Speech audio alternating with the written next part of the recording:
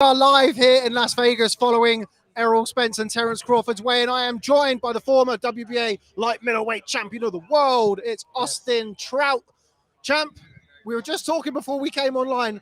That is some atmosphere in there. It's a big, big fight.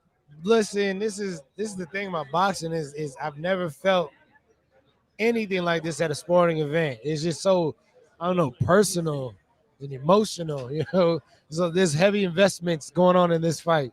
And between the fighters, I mean, it is really, they are the two guys at welterweight. They have been for the best part of the last decade or so. Maybe not Crawford, obviously he's not been at the welterweight for his whole career, but still two of the prime guys in any division. It's got that real big fight feeling, the real alpha male, and who's going to come out number one. Absolutely. We definitely have a battle of two alphas, and you know how that always ends up. You know what I mean? One takes over the whole kingdom. Now, you've been there, seen it and done it in these big fights. What goes through a fighter's mind after you've just weighed in and you've seen the crowd? How difficult is it? It's really, there's nothing left to do right now. For me, the weigh-in is like the first fight. I can't even really focus on the next fight. I'm just worried about the weigh-in. In fact, thinking about the fight gets my mind off of the, having to weigh in, being hungry or whatnot.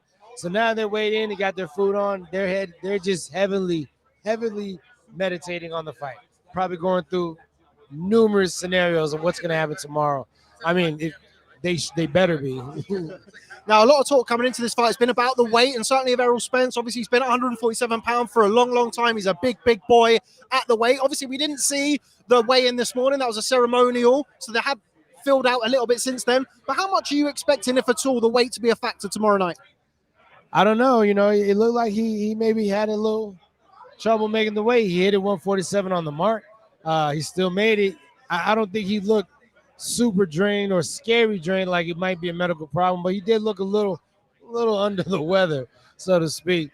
But he is a big boy, and I assume he's going to get all that back, plus some, by tomorrow night. Yeah, I can imagine he certainly will be a lot heavier than 147 pounds by the time he gets to the ring tomorrow night. So, Champ, talk to me about the tactics. Talk to me about who and where this fight is going to be won and lost. For Crawford, I think the in and out movement is going to be the key for him. Spence is coming forward, right? There's not much in and out. He does have a good step back. That could be a bit tricky for Crawford, but I think Crawford's going to have to not only step around him, but step to him after he steps around him. Like, stepping around him and stepping back is just going to give Spence an inch, and he's going to take every inch. So that's the tactic for both of them. Spence got to just get on him and stay on him. Crawford got to get around him and stay on him. It's going to have to be an ass whooping for somebody. It seems as though the general kind of feeling around this is that Errol is the bigger guy. He's the naturally bigger welterweight, and he's the guy who's going to impose his size and work rate in the second half of the fight. And for Terence Crawford, he has that X factor and the slight magic that not every fighter has. Do you think that's a fair assessment of both men? That's a great assessment, except I don't think Spence is necessarily the stronger guy. I know Crawford, there's rumors about his strength, and he moves big people, so we'll see. Coming into this fight, a lot of the talk has been around that mythical pound-for-pound #1 spot. We saw Naoya Inoue take care of business emphatically in Tokyo. Yeah. Does the winner of this fight, in your opinion, no matter how it comes, become the #1 pound-for-pound fighter in the sport? What Inoue did was amazing and easy. If any one of these guys does something easy, then yes. If any one of them struggle, maybe. All right, Champ. One fight that I'd really like to get your opinion on is, of course, one of your former foes, a certain Canelo Alvarez, against the undisputed champion of your former division, Jermell Charlo, jumping up and boxing Canelo at 168 pounds. How do you see that fight playing out? Hey, listen, mark my words. Charlo might fuck around and beat Canelo, man. Don't think about the size like that. Charlo is naturally bigger than Canelo. I fought both of those men. Canelo put me down, but I walked Canelo down. I ain't walked Charlo down, and Charlo put me down twice. So as far as the success I had in the ring, I had more success with Canelo than I did with Charlo. Is there any reservations around Charlo? He's not boxed for a little while. Of course, we were looking forward to that. His last fight, he knocked out Castano. Looked great. Fight before that, knocked out Tony. Oh, no, he beat Castano and then knocked out Tony right before that. I mean, he's on the street. For Jermell, jumping up to 168 pounds, I know you said there about him, he's been a massive 154 pounder his whole career. He's a huge 154 pounder, and now he may not have to lose weight so much. You know what I'm saying? I'm so sorry. That's okay. No, that's fine. We're live here. We're rough and ready here in Las Vegas, champ, so you don't have to apologize for checking. I got to run, though. I got to mix it up. No problem. But before we go, Austin, I want a final prediction into that camera. I don't really believe Badou Crawford, but I don't believe it. But, you know, I picked him a long time ago, and I've changed my mind like 6 times. But I don't want to be a flip-flopper, so I'm just going to stick with Crawford. Okay, Austin Trout, thanks very much for joining us here for Boxing News. So we're going to carry on and stay in live. Austin Trout there, one of the trickiest, the most skillful fighters of his generation. We're just going to jump onto the live here so I can see all of your comments on the live chat. Don King, who is this guy? Austin Trout, man, former WBA champion of the world, boxed the who's who at 154 pounds. Canelo, Charlo. Oh, is that? Oh, sorry, sorry. It's a bit rough and ready here. We're on the lookout for potential people to join us. Don't forget to keep hitting that like button. I think we're going to be joined by Badou Jack shortly, former super middleweight and light heavyweight champion, and of course the current WBC cruiserweight champion. So we're going to be trying here to get some people to join us. There was an electric atmosphere in the T-Mobile Arena. I've been to a fair few weigh-ins in my time in Las Vegas, and I've not seen a buzz like that or an arena packed out like that. Cody Crowley is available, and I think he's going to be joining us here. We're going to be joined by Cody Crowley, the welterweight contender. Here he is. Cody Crowley, how are you? Nice to see you. I'm doing good, man. Thanks for having me on. That is some beard. You like it, eh? I like it. I've been trying to grow mine as well, but it's not quite as impressive as yours. Yeah, I'll hook you up with some oil. Okay, no, I like it. Yeah, I don't usually oil the beard. But anyway, thanks very much for joining us here live on Boxing News. How are you? I'm doing fantastic, bro. The energy in here is insane today. It certainly is. I didn't even make it into the arena, but it looked kind of like the roof was getting blown off. Well, I was in the arena, and I can tell you that it was absolutely packed in there, and it was an amazing atmosphere. I mean, for you, obviously, making your way up, you're on the fringes there at welterweight. Yeah. How much excitement does this give you? Like these big nights and these big fights? You know what? To be honest, it's almost more exciting than a fight for me, because I actually get to enjoy it. When I'm fighting, there's so much that I need to prepare for myself, and so many people counting on me, that when I get to come to an event like this, it reminds me of why I got into the sport in the first place.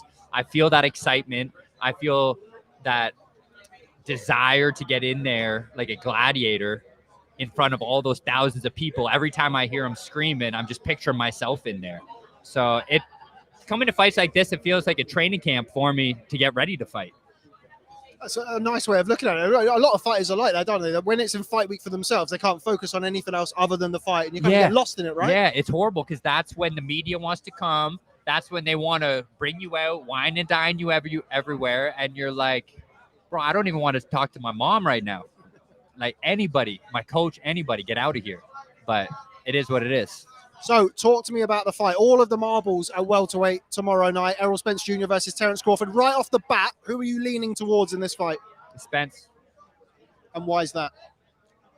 It's the more complete, more sound, in harmony fighter, who has proven more, who keeps getting on the horse and riding it.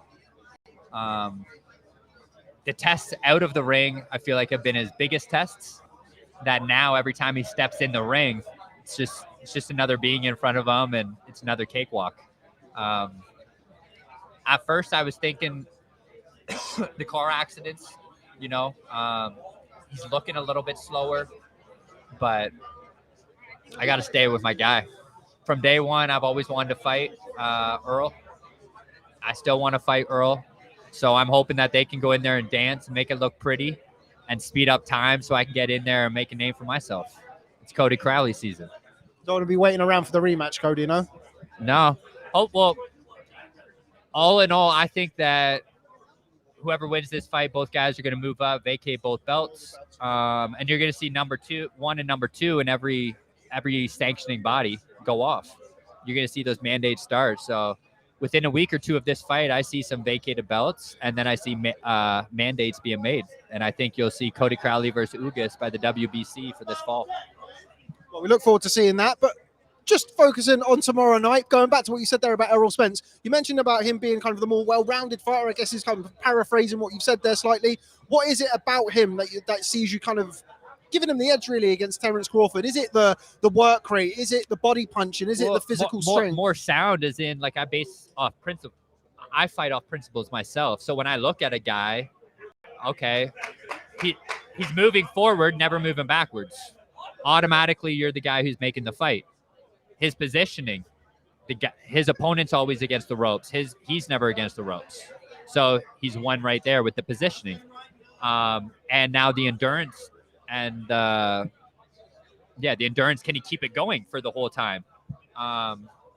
Which you've seen him do it with a lot of other guys that can run, get on the bike and move. He can go for 12 rounds and stop them and get them out of there. That's principles. So what do you see beating that? The guy keeps coming forward and the guy can't keep him off. Eventually they crumble, right? Crawford's been one of those guys that they keep coming, and he's slick enough, quick enough that he lands that counter when they are coming in, right? Like the Porter fight. But Spence, I just see too much granite in that chin. There's a reason why he comes forward every fight. There's a reason why certain fighters can do it and keep doing it, never break. And I'm hoping that for him this weekend. If Terence Crawford is going to be successful in this fight, what does he need to do?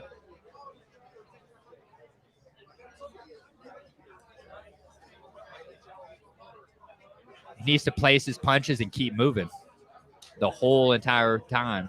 He needs to fight but move. Because that's what Spence is going to do. Spence is going to walk him down, eventually get Crawford to stop. Right? So if Crawford doesn't stop, but I imagine he's preparing to be on a bike for 12 rounds, but can he do it? I don't know. One question that I've been asking people this week, I just asked it of Austin Trout, former WBA light middleweight champion. Bare knuckle? He is the bare knuckle champion as well. Yeah, he's a bare knuckle man. I want to jump in. Oh, man, your fighters are absolutely crazy. Can you not just keep the gloves on? Why does it have to be more violent, Cody? Yeah, it's more of a gladiator sport. I like it. You know me, I want to fight in a phone booth. Every time I've told every one of my opponents, meet me in the center of the ring and we'll fight in a phone booth. I don't want to run. I don't want to do that. I want to stand in a phone booth and trade off. No one's done it yet. So I'm waiting for it. Bare knuckle might be it. Bare knuckle might be it, yeah. Before I let you go, I appreciate it's a very busy, packed media room here. Does the winner of this fight, in your estimation, become the pound-for-pound #1 fighter in the sport? 100%. Welterweight division's been one of the hottest stacked divisions for how many years now? And then you go back to the Hagler-Hearns that made such an impact in boxing that people are still talking about it today. You're seeing that come around full circle right now. I think it has to be pound for pound. It's the most exciting, action-packed weight division in boxing. And these are two of the biggest stars in boxing. So winner of this will be in the pound for pound. Okay, and before I let you go, you mentioned it earlier, your potential bout, if it is going to take place between yourself and your Dennis Ugas, if those belts do become fragmented after the undisputed title, I want you to look into that camera right there. And I want you to tell people what happens in Cody Crowley season. Yeah, when Cody Crowley fights for a world title, Cody Crowley will win a world title. But it really doesn't matter who I fight. Like we were talking about Ugas, Boots, Thurman. It really doesn't matter. I'm going to go in there and do the same thing I've done for 22 fights now, and that's pressure guys until they break. Take them to deep waters until they can't swim anymore. Same thing. You heard it here first. Cody Crowley, thanks very much for stopping by here on the Boxing Show. It's very, very exciting. We'll let you go now, and we'll catch up soon. Thanks very much for stopping by. So there we go. So we're going to carry on here and stay live. Thanks very much, champ. Stay live here. I appreciate it. It is a little bit hectic. Thank you. We're just looking through the comments. We are going to be joined by Badou Jack shortly. He's just got a few cameras shoved in his face at the minute. Tends to be the kind of way in Las Vegas when you're a freeweight world champion. You tend to attract a lot of attention. So, yeah, we're going to keep things moving here. Remember to make sure you hit the like button, get your questions in for any of our guests.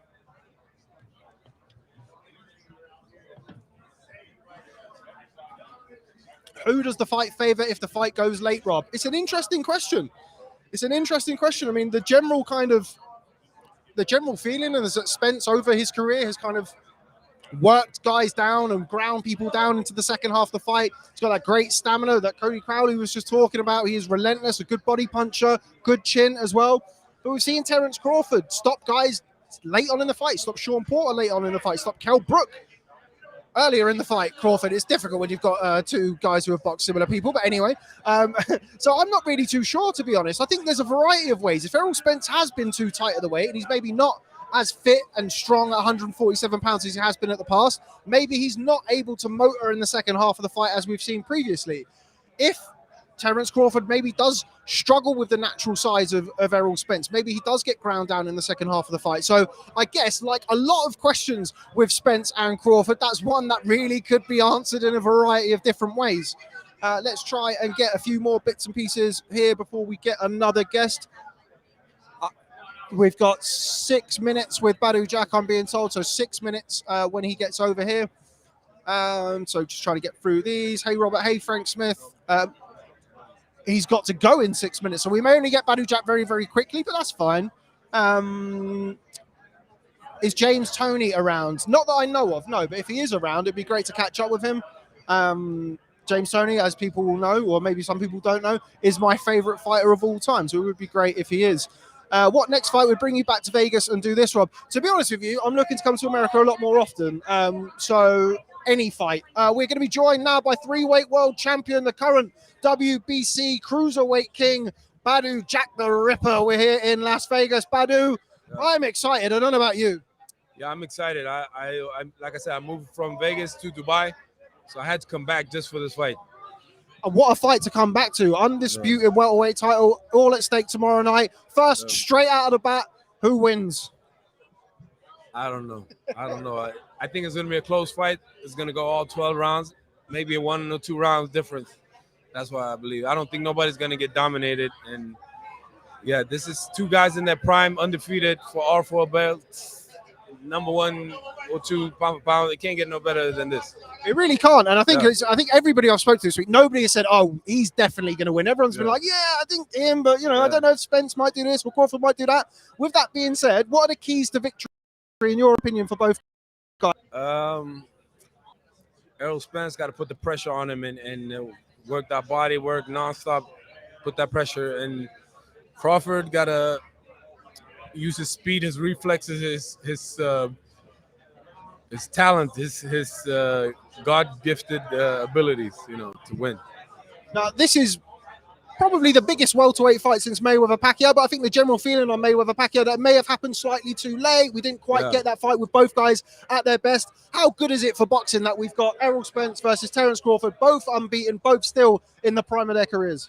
Yeah, it can't get no better than that. That's what I'm saying. 2 undefeated guys. Yes, it's like Hagler versus Leonard, a southpaw and an orthodox fighter in their prime. Yeah, I'm very excited. So what's going on with you? Obviously, current cruiserweight champion. I did see some reports that said that you may be stepping up to bridgeweight, looking to become a 4-weight world champion. What's going on, Badou? It's a possibility. We have some options, and my promoter's working and hopefully finalizing a big fight, and hopefully they will announce it soon. Did you ever think that when you started off boxing that you would end up as a cruiserweight world champion and looking to go up still? No, anything's possible in boxing. So, yeah, it is what it is. Now, one fight that we were all kind of looking at as a potential bout for you was Canelo Alvarez. Yeah. What were the reasons behind that fight not taking place? They wanted to fight for the title, but they didn't want to fight at the weight class. They wanted me to go down 20 pounds below the weight class to fight him. I can't make that weight no more. So I offered to go down to 190, but not 20 pounds. And on top of that, they wanted a rehydration clause. I can't weigh more than 8-10 pounds the night of the fight. So, yeah, they didn't really want the fight. So, I don't know. Now, the fight that he has landed on is Jamel Charlo, undisputed champion at 154 pounds against the undisputed champion at 168 pounds. How do you see that fight playing out? I'm rooting for Charlo. It's going to be a tough fight for him. I slightly favored Canelo, but anything's possible, and you got to give Charlo some respect. moving up 2 weight classes. He's the undisputed champion, and you can argue that he should be undefeated too. So yeah, he's a hell of a fighter.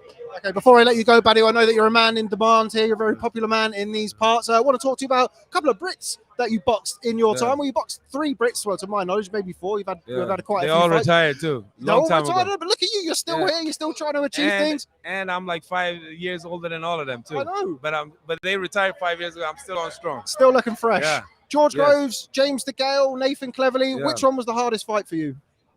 Definitely not the Cleverly fight. That was the easiest out of them 3.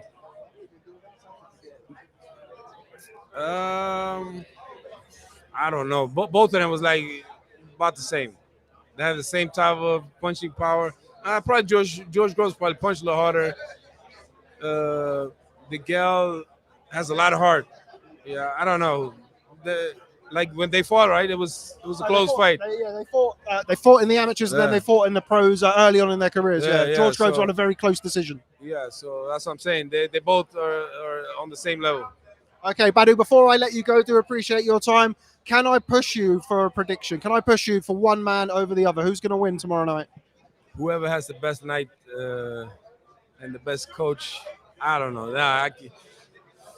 I'm 50-50 still, but I know Spence a little bit better. So with my heart, maybe Spence. Yeah. Okay, well, we'll let you sit on the fence for this one because you are a freeweight world champion, so I don't want to get myself into any trouble. But thanks very much for stopping by here on Boxing News on the Boxing Show. Ladies and gentlemen, the freeweight world champion, Badou Jack the Ripper. Thanks very much for stopping by, and we'll catch up with you very soon. Thanks for having me. Thanks very much, champ. So there we have it, Badou Jack on the fence slightly, but we'll let him off because he is a freeweight world champion.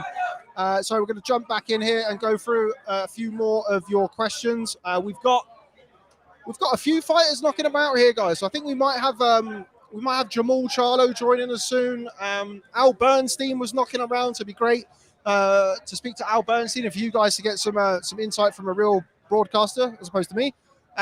Just having a little scan. So we're going to send Ben. Shout out Ben Faruqi. He's not only a digital Swiss Army knife, he's now apparently a producer. So he's going to go and find us some talent. Going to go back to here. Pimp My Sniper, great name, said, what notable names have you seen walking around?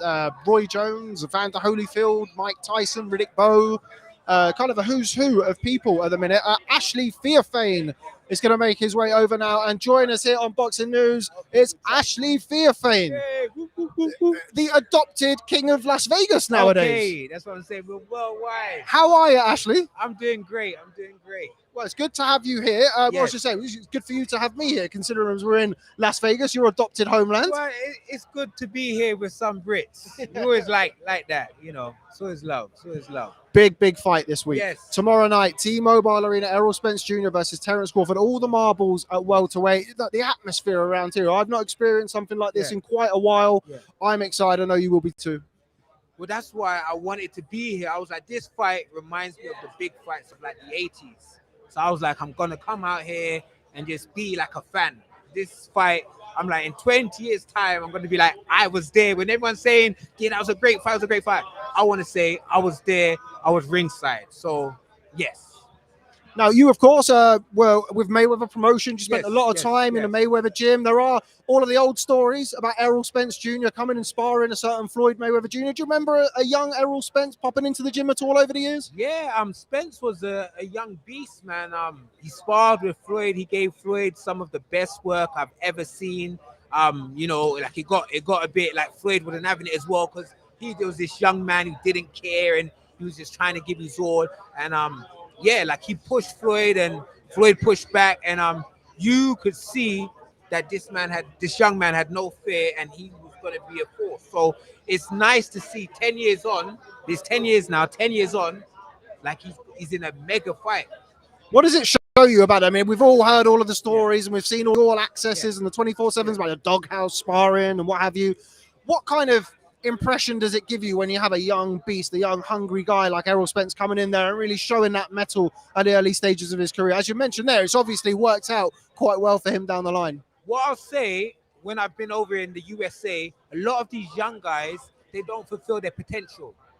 You know, you got all the mishaps. What can happen? Money, girls, like the clubs, and so it's nice that when he had a car crash, so it nearly went sideways like for him. So it's nice to see a man that believed in himself. He worked hard.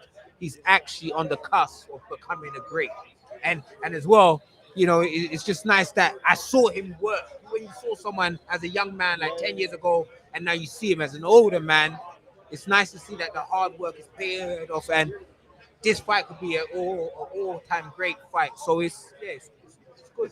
Let's talk about the fight itself then. That's what we're here for, Yes, Ashley. yes. It's what was brought us all the way over to Indeed, Sin City. indeed. What are the keys to victory for Errol Spence? What are the keys to victory for Terence Crawford, in your opinion? I think that Spence can win by, we're seeing his meet me today. He wants to fight at a high pace. I think he's going to try to fight at a high pace to try to break Terence down.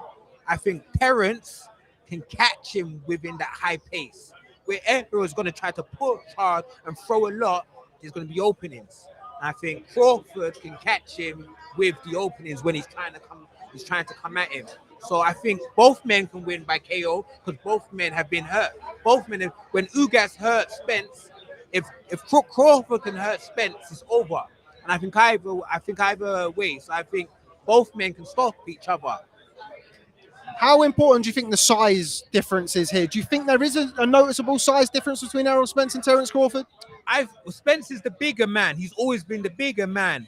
But Crawford is used to fighting the guys who've got more size of him because he's moved up throughout the weights.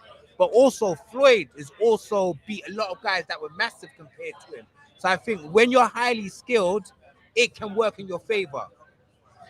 Right, Ashley, there's going to be people watching this from our beloved UK who are going to be staying up until 5 o'clock in the morning. So with that being said, I want you to tell them, first of all, what kind of fight we're going to be expecting. And second of all, the most important thing, who you see is going to win tomorrow night. I think tomorrow we are going to see an all-time great fight. And I'm 50-50, but if I have to pick one man, I'm going to side with Spence for maybe a late KO.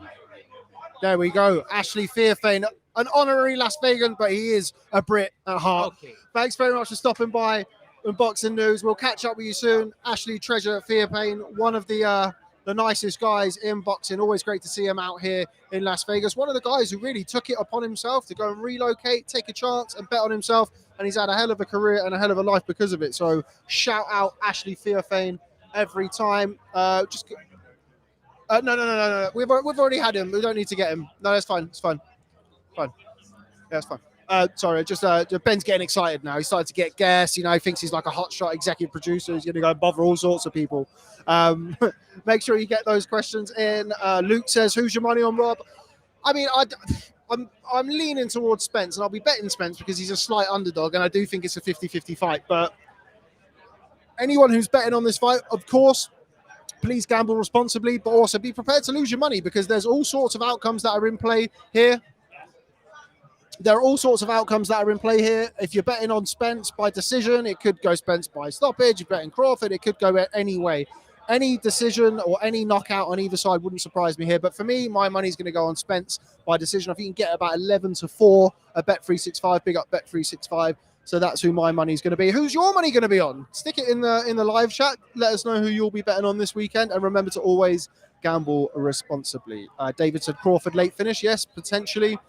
Don King, can Crawford win rounds despite Spence's high work rate, Rob? Good question, Don King. I don't know if it's the real Don King, but anyway, it's a good question. I think that Crawford has kind of developed into being a patient, methodical killer, really, a puncher, and he's not averse to giving up rounds if he feels like he's going to be able to set you up for the big shot down the line. We saw that against Sean Porter, a fight that was very close on the cards until Crawford just able to kick it into that higher gear. Spence is a big, busy, technically sound southpaw. They're hard guys to win rounds against. I do feel like Terence Crawford, the way that he starts fights usually, which is having a look for a couple of rounds, I'm not sure he's going to be able to do that against Spence. I'm not sure he's going to want Errol Spence to get a foothold in the fight and rack up 2 or 3 rounds because then he's going to be chasing the fight. And look, he is the away fighter here, Terence Crawford. I'm not sure that he can allow the fight to be so close. Oh, here we go. Are we going to be joined? Oh, we are going to be joined by YouTube royalty here. I'm the most hated guy in Vegas right now, so go ahead, Rob. Usually it's you. I'm taking your title from you. Thanks very much. Everybody hates him. But the one and only Elie Seckbach reporting here on the Reporting. Boxing Show live in Las Vegas. Elie, you've been to your fair share of weigh-ins. I thought the atmosphere in there was absolutely amazing. I'm gonna tell you a few things. First of all, I don't know how you translate the temperature to England numbers. It's about 115 outside, and a lot of people could say they're in a nice hotel, but they came out.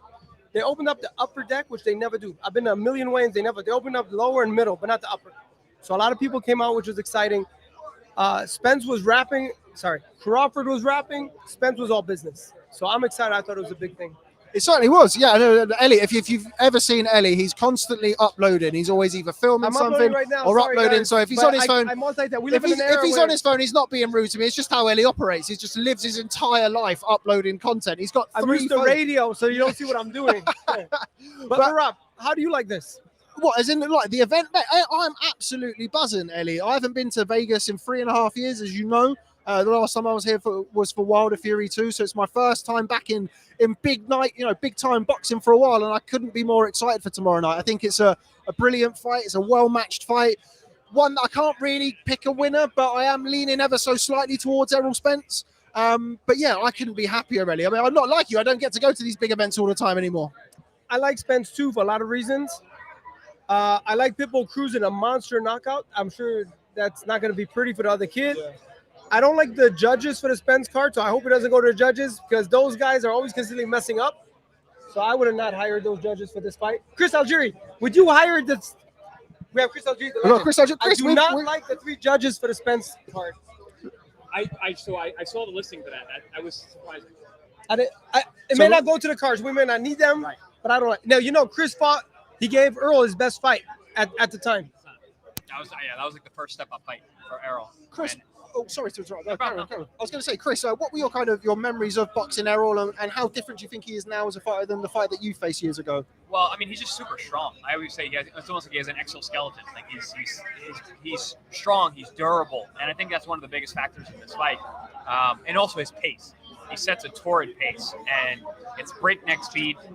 Yep, it's breakneck speed, and and that's those are things that I've given Terence trouble in the past. So it's a great fight. Both guys possess the ability to beat the other man, which is why this is a true pick'em fight. And it's really coming down to just who's going to be able to fight their fight for the longest. And yeah, at this point, whoever you're picking, I'm siding with this guy, you're literally just siding with the team. You're just picking who you like better because it's a true pick'em fight. Like either one of these guys can win. They're both excellent fighters. But yeah, I mean, it's I can't wait. Chris, as well as being a former world champion and one of the very best analysts in the game, you are, of course, also a nutrition expert. Spence, going into this fight, a lot of talk around his size and the fact that he's been at the weight for a very, very long time. Terence Crawford, meanwhile, of course, used to box at 135, then 140, 147.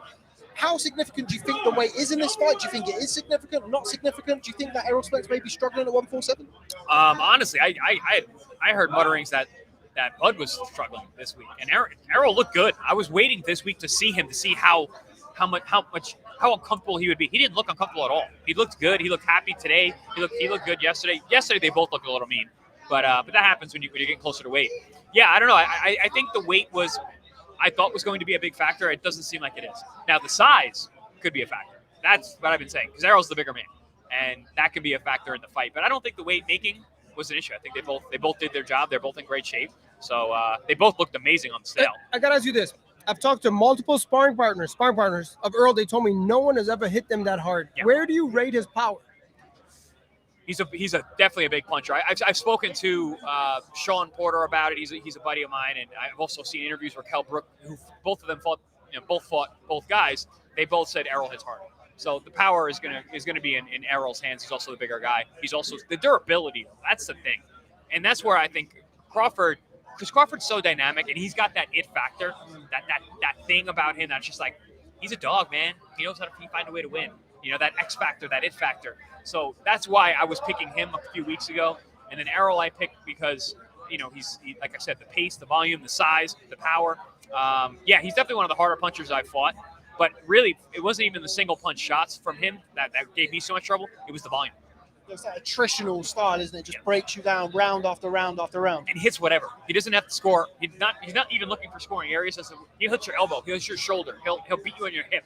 And those punches hurt and they add up and they beat you down. So yeah, he's got a beat you down kind of style, but he's also a good boxer as well that people don't give him credit for. I gotta ask you this. So Errol Spence has been his big pay-per-view with Mikey and Ugas and 60,000 fans. So Crawford's never been a big. He sold 40,000 with Stoll and 100,000 with Porter, whatever.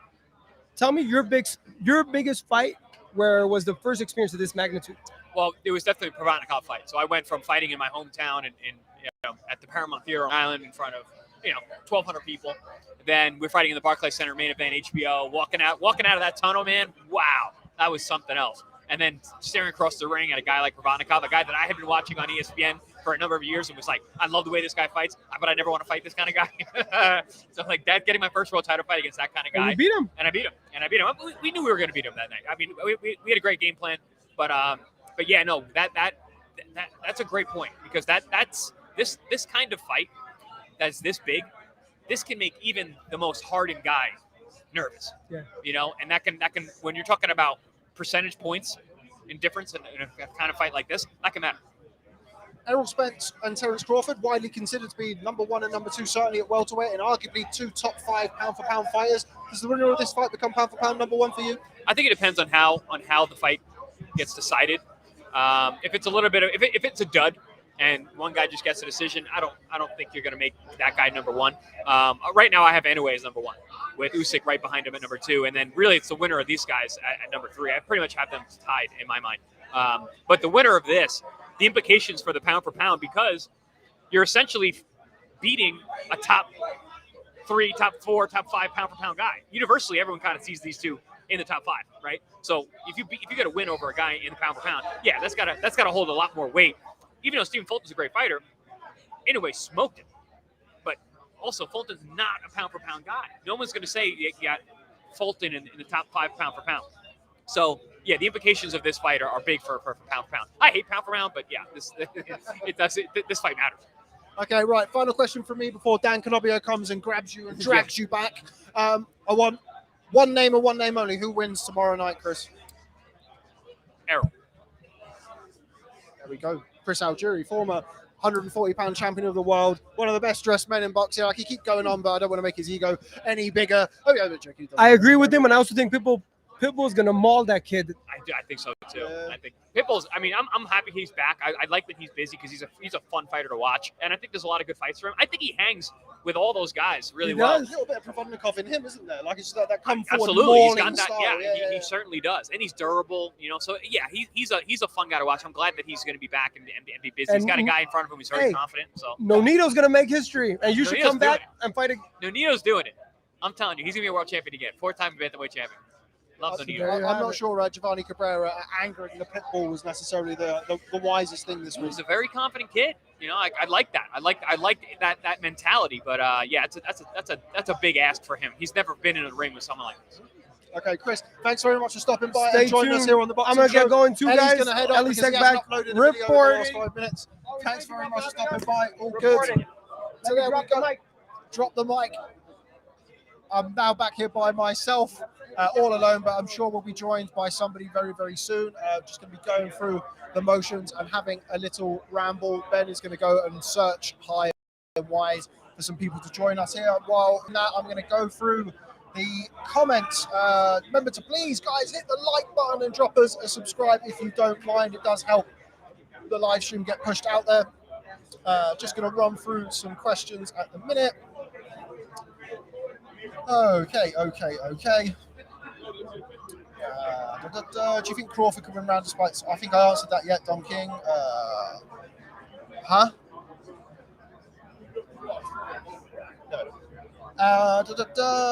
going for Spence points. I am. Yeah, Jim McDonald boxing anywhere. Jim McDonald, where's your doppelganger here? The guy who was ripping off your swag yesterday. What was that all about? You're an influencer. Anyway. Winner is pound for pound number 1. I don't know, Flizzy. I think it might depend on how they get the job done. If Terence Crawford goes through Errol Spence and looks great doing it in emphatic fashion, I think you'd have to make him number 1. But I kind of agree with Chris Algieri. I think if it's a bit of a drab affair and nobody dominates and nobody is a clear winner, to usurp Naira in a way, in my opinion. Just going to be keeping a look around here. I wonder if we'll be able to be joined by someone. We've got a pretty full media room here. It's got that post-fight panic to it. Here we go. Sorry, guys. My phone is going off. Hang on 1 second. Just going to be doing this. 1 sec.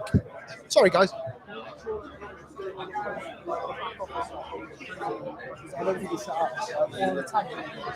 Sorry about that, guys. Anyway, don't forget to get your questions in.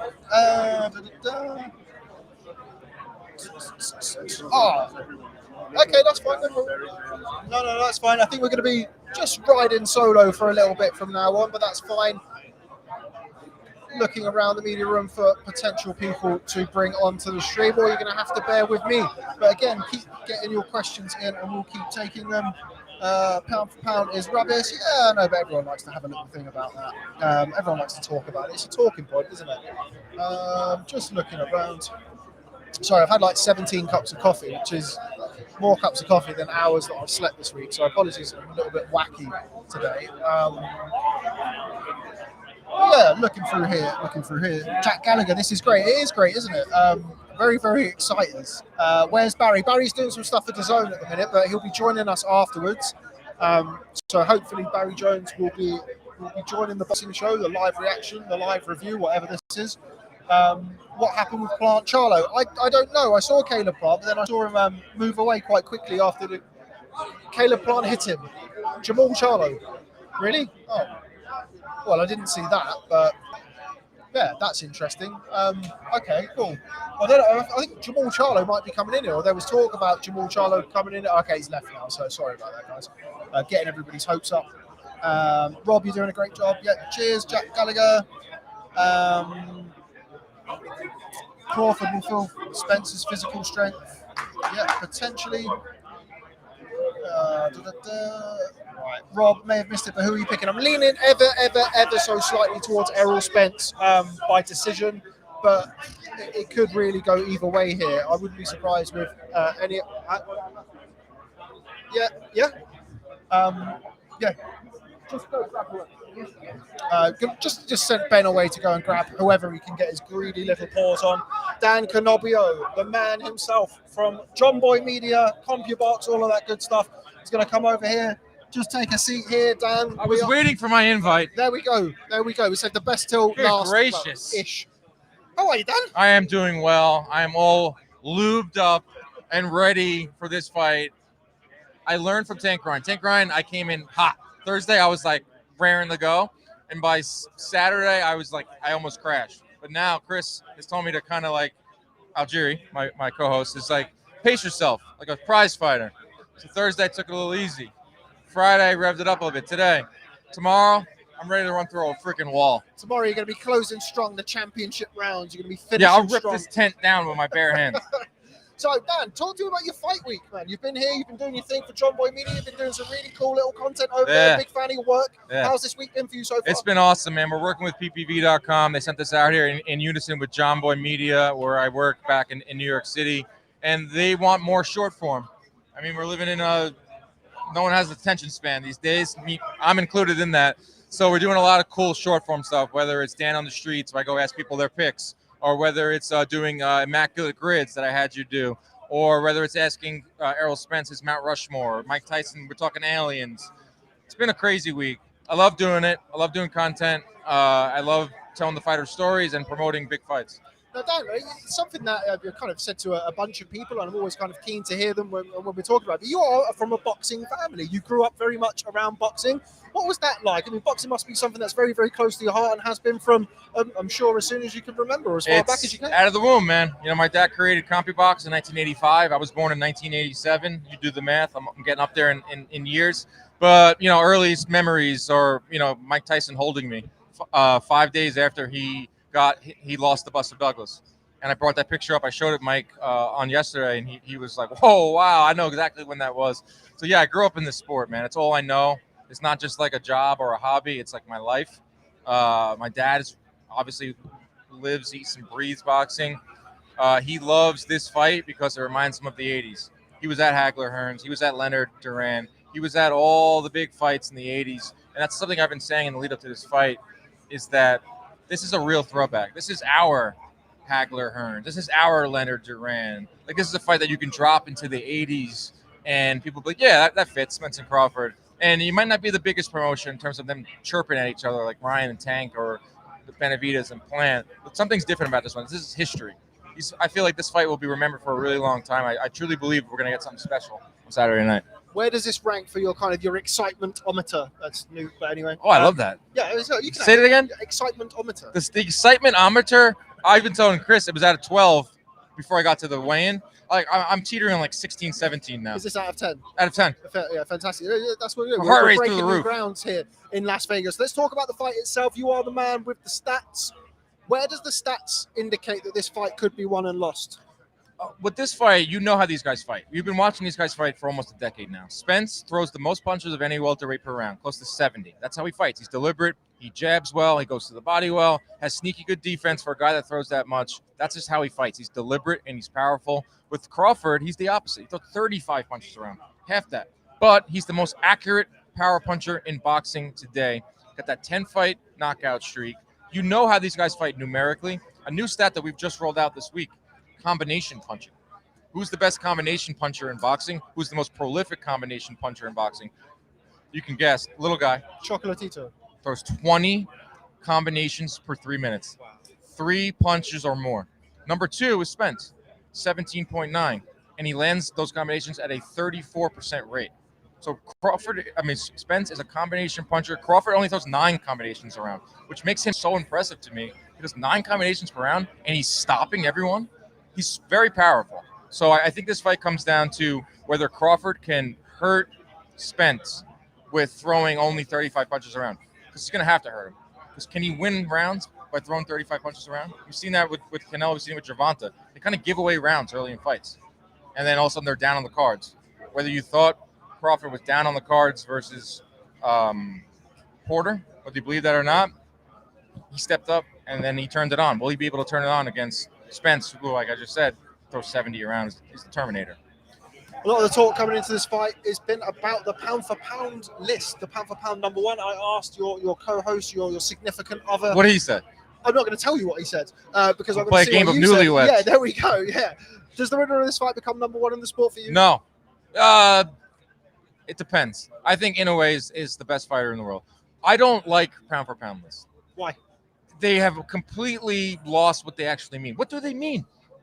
I think what I know what it's supposed to mean. It's supposed to mean if you are any weight, can you beat that guy? So can the skills of Inoue, could he beat Fury if they're at the same weight? I think that's what pound for pound is supposed to be. Now it's a popularity contest. It's a what have you done for me lately thing. It's like I said, popularity. I don't know exactly what the list is anymore. I don't really make lists, but I do subscribe to who's number one. That's intriguing to me because that shows you eras. Like Andre Ward took it from Mayweather. For Mayweather, Pacquiao was in there. Chocolatito was in there for a little bit. It's kind of historical. I think it's Inoue right now, the domination that he had of Fulton. But if someone dominates in this fight, Spence-Crawford, it would be hard. You'd be hard pressed not to have them as number one because that's a big win.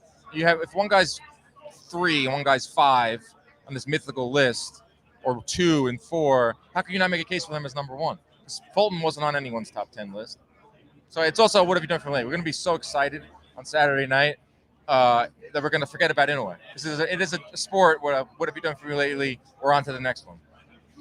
Before I let you go, I appreciate that I've now taken both sides of your manpower away from you. We're done. We're done.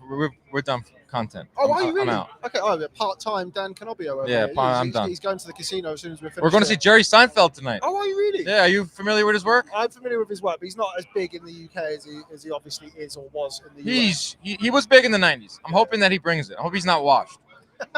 Looking forward to it. You better have some good jokes. I forgot where I was going now. You've confused me with Jerry Seinfeld. You said I've taken two of your manpower. Anyway, what's the favorite fight you've been to in Las Vegas? Ever? Yeah. You know what we say the first one's the deepest? Yeah, the first love is the deepest. So the first time I ever came to Las Vegas, 2012. Just graduated college. Mayweather Cotto. HBO hired me Probably because my dad created CompuBox. Listen, it exists. They hired me as a celebrity spotter. Okay. So I followed a guy with a camera. You know, during the pay-per-view, they'll do a montage of who's here tonight, Charles Barkley and LeBron James. So I had a seating map. I had to go find them. So I had the best experience. I'm going up to Mike Tyson. I'm going up to Rodney Harrison, the former NFL player. I'm going up to Mark Wahlberg. I'm getting to chat with them a little bit, and then HBO does their shots. But afterwards, I knew where Floyd's locker room was. He wins the fight, one of the toughest fights of his career. And I knew how to weasel my way in the locker room. So I'm done with my responsibilities. I weasel my way into Floyd's locker room. The door shuts. Then I go, oh shit, what did I just do? Because I'm the only white guy in there. Oh, it's 2 white guys, Justin Bieber. So me and Bieber are back. Me and Bieber side by side. And I look at him, I go, oh shit, Justin Bieber. He's like, hey man. And 50 Cent's in there. And Floyd's in there. Floyd's giving a speech to his whole team. All of a sudden, the 24/7 cameras, HBO, get me, and Floyd puts his arm around me and goes, this is CompuBox right here. And I blurt some stat out. I looked like I was terrified. Like, oh shit, I'm in trouble now. HBO didn't care. Great experience. First one, Cotto Mayweather. I'll never forget it. But I've been to Mayweather Pacquiao. I've been to Mayweather McGregor. Been to Fury Wilder 2.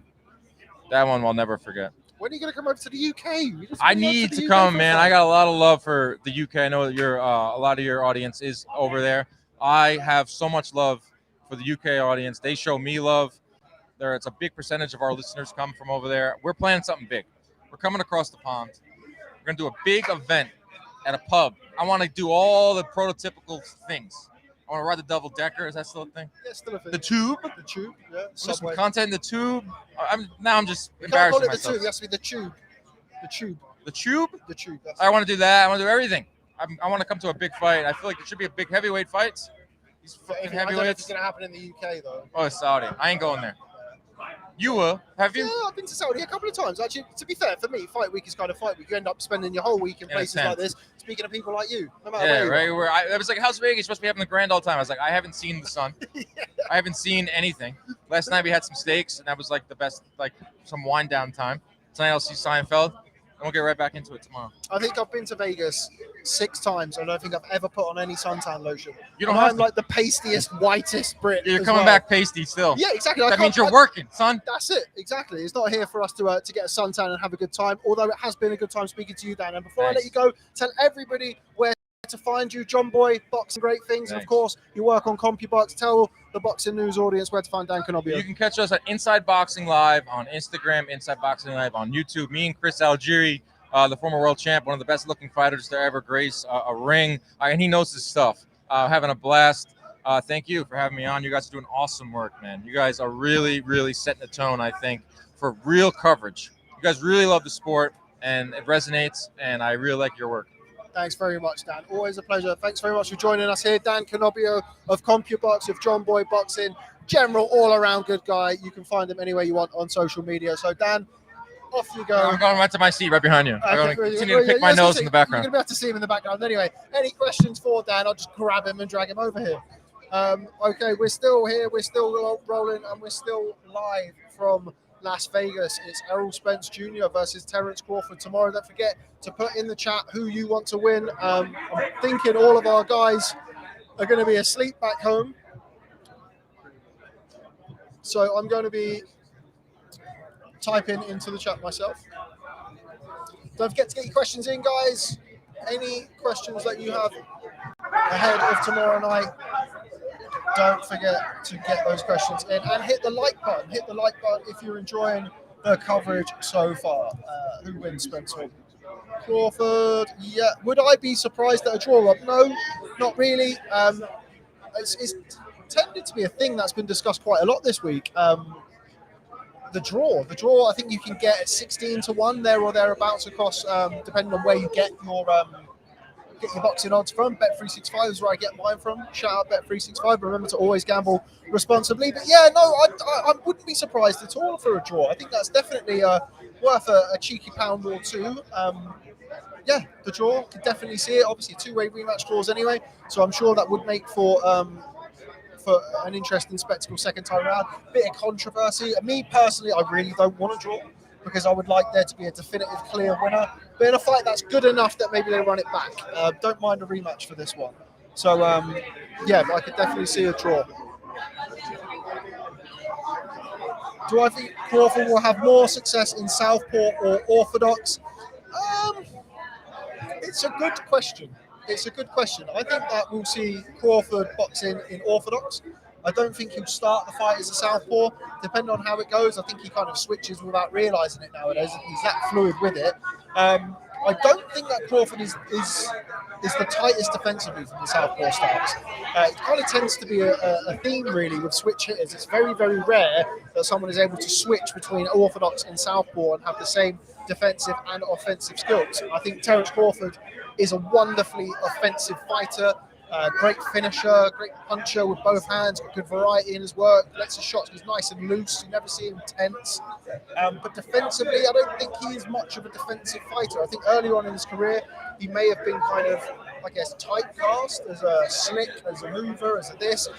You know, as Dan mentioned there, he's a low output guy who's a serious finisher from either start, southpaw or orthodox. But I do expect Crawford to box as an orthodox as the fight starts, but as the fight develops, I'm sure he'll switch southpaw at some time. I'm going to try and get through here.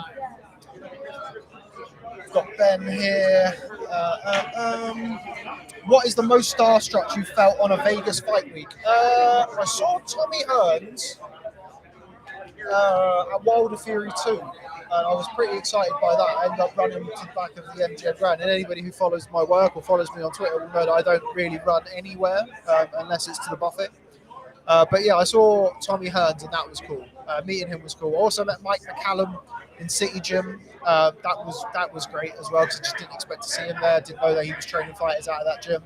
Had a cool story with Mike McCallum. I said to him, "Oh, you fought, my favourite fighter, James Toney. Oh, I can't believe it. Oh, it's some of my favourite fights." And he said to me, "James Toney was a bad boy." And I went, "Yeah, he was." And then he leaned in close. He went, "Oh, I'm a bad boy too." And then give me a body shot. I was like, "Oh." So I wasn't as starstruck meeting Mike McCallum as I was when I met Tommy Hearns. But that was a cool story nonetheless. It was nice to take a body shot from Mike McCallum. So yeah, that's probably it. I'd probably say Tommy Hearns. Tommy Hearns. But so Ben, can you grab me a water, please? Thank you. So we're just sending Ben away now. He's great. He's a cameraman. He's tech wizard. He's website master, and apparently a gopher as well now. But anyway, here we go. You the man, Rob. Great show. Crawford knocked Spence out. Thank you very much, and he may well knock Spence out. I can see this fight going any which way possible. Not enough people are talking about Spence's inactivity. I disagree. I think plenty of people are talking about it, certainly here around fight weekend in Las Vegas. Pimp My Sniper, how big does this fight feel around the city? It's big, mate. It feels like a really big fight. It feels like the biggest fight that I've been to Vegas for. Admittedly, I've done, I think, half a dozen fights in Vegas, so I haven't done any Tris Dixon. 71 fights in Las Vegas, which made me feel like a rank casual. But yeah, in my time of coming to Vegas, this is the biggest it's felt. The weigh-in was absolutely packed to the rafters. As Elie Seckbach mentioned, that they don't usually open. That's fine. They don't usually open the top tier. It's usually the lower bowl, then the middle, and that's usually it. But it was packed out today. I posted a video on Twitter, and it had that real big fight energy. And I think part of that is nobody really knows what's going to happen. I don't think you can have a strong lean in this fight. I don't think you can be like, yeah, this guy's going to win, definitely going to win. I just don't really think that there's enough evidence on either side to predict this fight with any degree of certainty, which I think is added to that big fight feel. One of the checks that we like to do is speaking to Uber drivers, because I'm too fat to go around anywhere in the desert heat, so we get Ubers everywhere.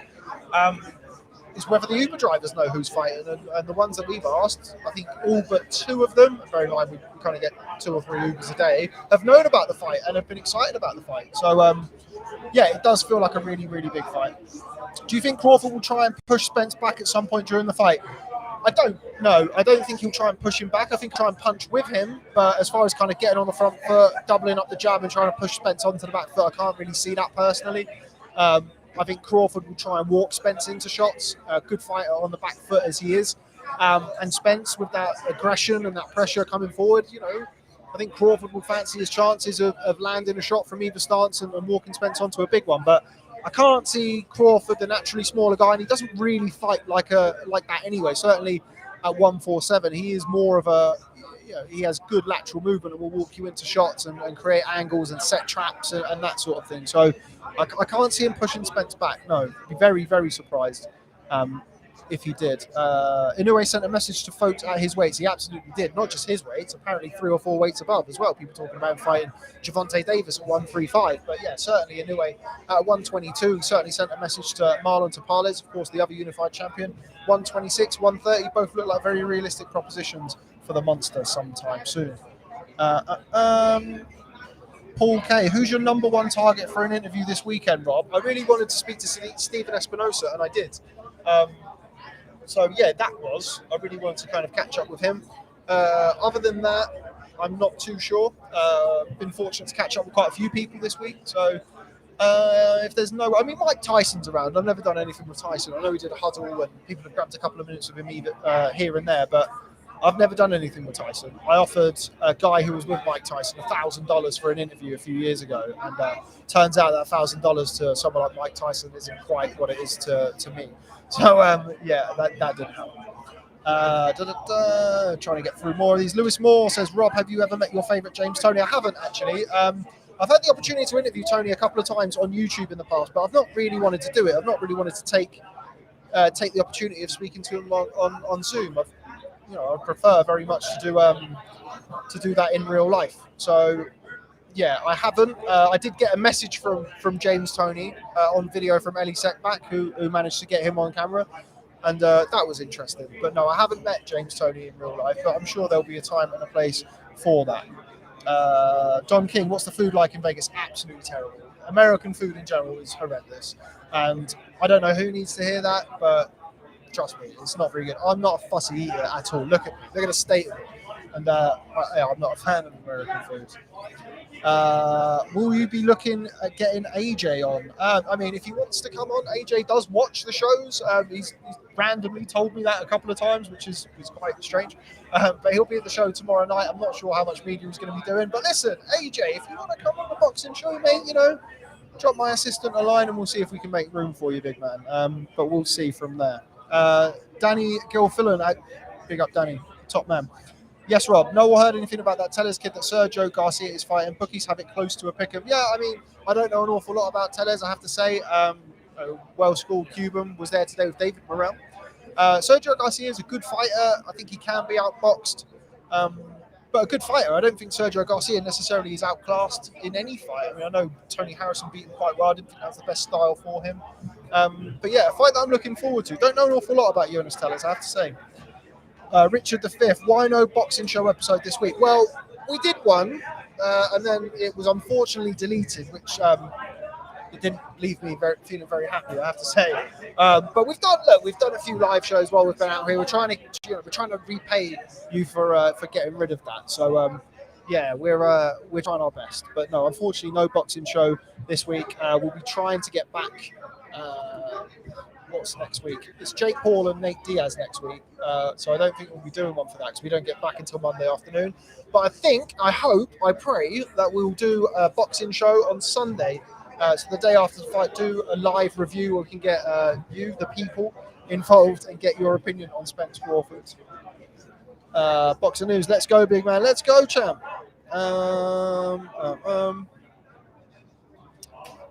Okay, don't forget, guys, please hit the like button. We have over 100 of you in here and only 29 likes. The math is not mathing.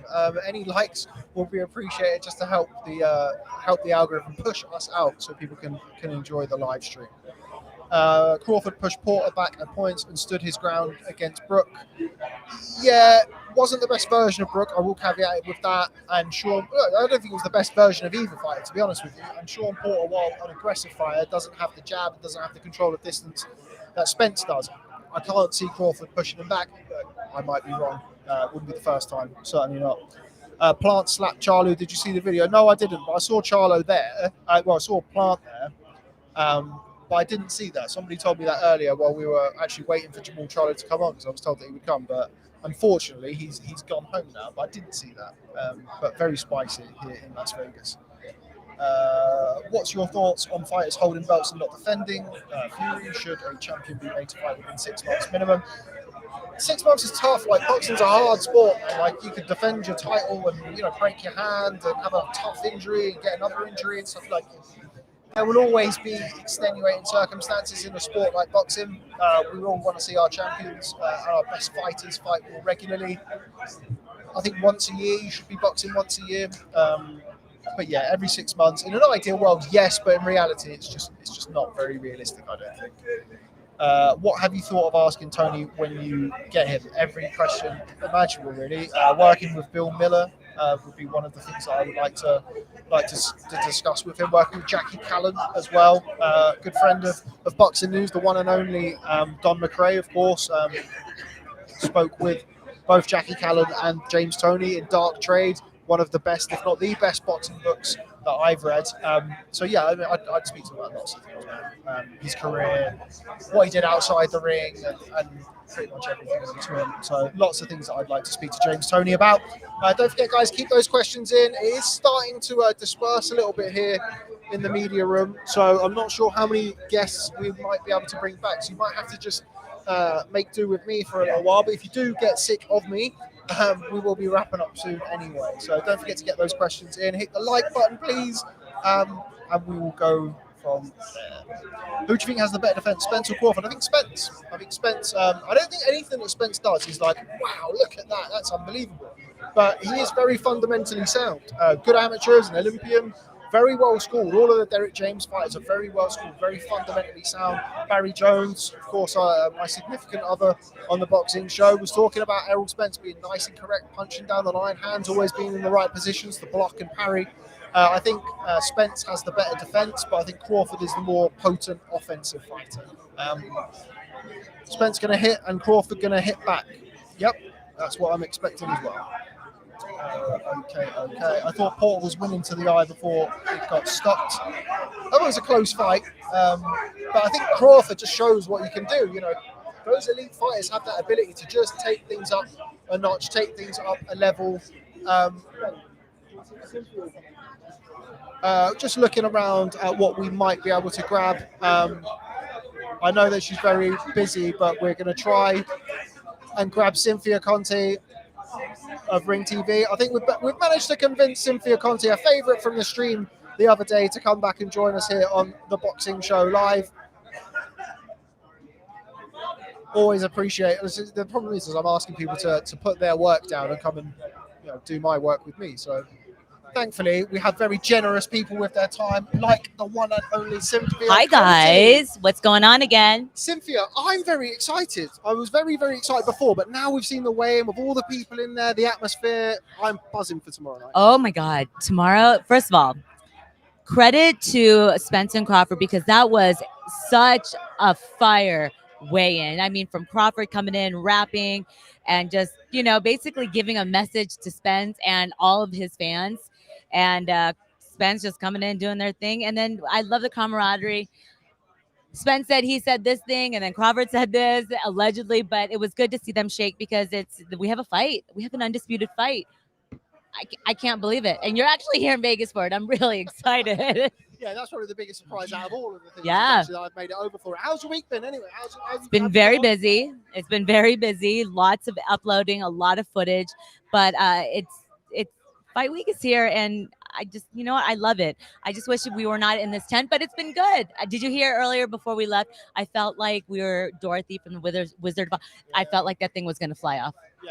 Yeah, but you get that desert wind, don't you? Oh yeah, and it's hard. It's scary, but at one point I'm like, it's going. Now, lots of people I've spoken to this week have kind of like, on Monday I was picking Crawford, then Tuesday Spence. Yeah. How have you felt this week? Has your opinion on the fight changed at all, or have you kind of not been swayed by the build-up? I go back and forth. I still don't know. I did look at the odds again. Remember when we talked yesterday, it was 12-1 for a draw. It's now 14-1, but now I don't know. Someone said that the odds to bet are Crawford stoppage after 7th. So I don't know. I'm like, I really just want to go put $100 on something, and something's going to happen. But you never know. It could be a draw. It really could be, like you said, but I don't think so. I think it's gonna end in a knockout. I personally think it is.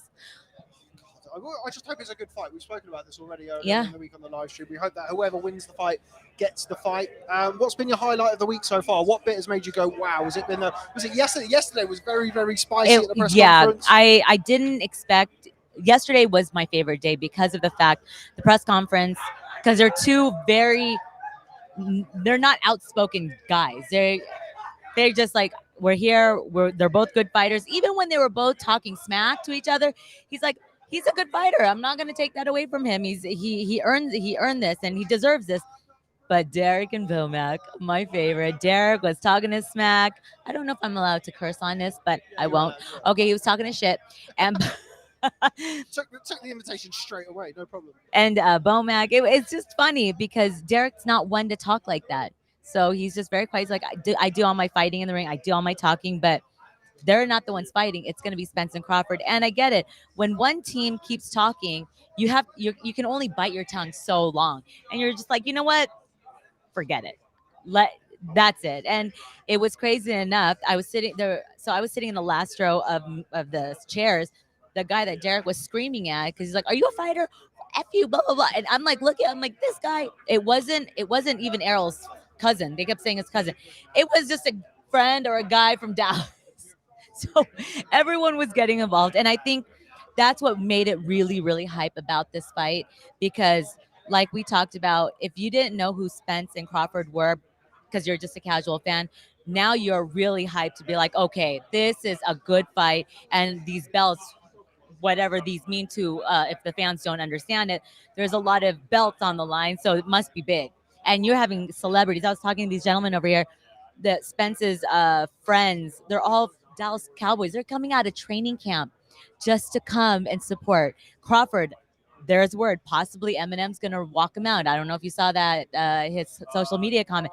And I had to ask Victor Conte, hi, Uncle Victor, from Snack. I go, is it true? He's like, I don't know. I was like, oh. Eminem, if you hear me, come on my show, please. Best women's boxing show, period. Shameless plug. But no, I think, and so tomorrow it's going to be fireworks. The crowd is already hyped. Bye, Derek. Good luck to you tomorrow. Talk your shit, Derek. Derek James just leaving the media room. Yeah, he's. Yeah. big round of applause for Derek James as he leaves here. Can't remember what we were talking about there. Just the fight, just yesterday. That was my highlight of fight week so far. Today was good. It was fun. I really enjoyed even the comedian when he came out, Earthquake. But did you notice? I don't know if you've noticed at T-Mobile, the first time for the weigh-ins, all the way at the top. Never has that been. I don't think even Canelo, Gennady. I don't remember. I've not seen it. I've admittedly not been to Vegas probably as many times as you, certainly, I think. But the times that I've been here, I've never seen the top row open. Yeah, I was shocked, and I'm like, okay. And it was good to see the heavyweights, Evander and Mike Tyson. Yeah, everyone, Badou, Hasim Rahman. It's just, these are the guys that all the other fighters strive to be, and just to become a legend in the sport, and that we'll always talk about. And we are going to be talking about Spence Crawford, regardless how the fight turns out, is because they are the best, the top two in this division, and they're both undefeated, and someone has got to go. There we have it. Okay, Cynthia, I've distracted you from your work. I know, I gotta go. Before I let you go, tell everybody in there where to follow you, where to find your work on social media. You can find me at The Real Fight Girl on Instagram, and my channel, The Real Fight with Cynthia Conte. I'm so close to 10,000 subs on my personal YouTube. So please sub. And I also have a podcast with Jandra LaBeouf, Best Women's Boxing Show, period, on Instagram, YouTube, all the socials. You'll find us. There we go. Cynthia Conte, thanks very much, as always. Sorry, my hands are sweaty. Pleasure. I know it's so gross in here. I know. Thanks very much, guys. Cynthia. Bye-bye. Okay. Always good to have Cynthia Conte join us here. Just having a little scope around to see if there's anybody else who we might get. I don't know where Barry is, but I'm hesitant to nudge him because I don't want him to tell me off. Take a picture? Yeah, of course. We'll do a picture on the live stream. Okay, so Cynthia's coming back just for a picture. Well, just for a picture or to answer some of your questions, get your questions in. Okay, right, everybody pose. Feels awkward. There we go. Thank you. There it we was go. just for the picture. Just to prove I was here. Okay, guys and girls, we are probably getting to the point where we'll be winding down on the boxing show. Going to try and get through here for the last few questions. Don't forget, get your questions in. We will answer as many as we can before we wrap things up. Yeah, I'm not sure that we're going to be able to get anybody else on here before we finish. But yeah, going to try and go through here. Do you think Boots Ennis is the future of 147? Yes, I do. I think Boots Ennis is very much the future of 147. Yeah, but he's doing something, isn't he? Yeah, if he comes up, then we're still going, grab him. But anyway, okay, pound for pound is for the fans, not for the networks. Yeah, we would agree. Okay. Is Barry Jones joining tonight? Hopefully. Are you getting the tuxedo help for the fight tomorrow night? Ryan, you're either being very sarcastic or you're not familiar with my work. I'm not wearing a tuxedo, no. I've not really been wearing my sliders this week, though, which is kind of as fancy as I get.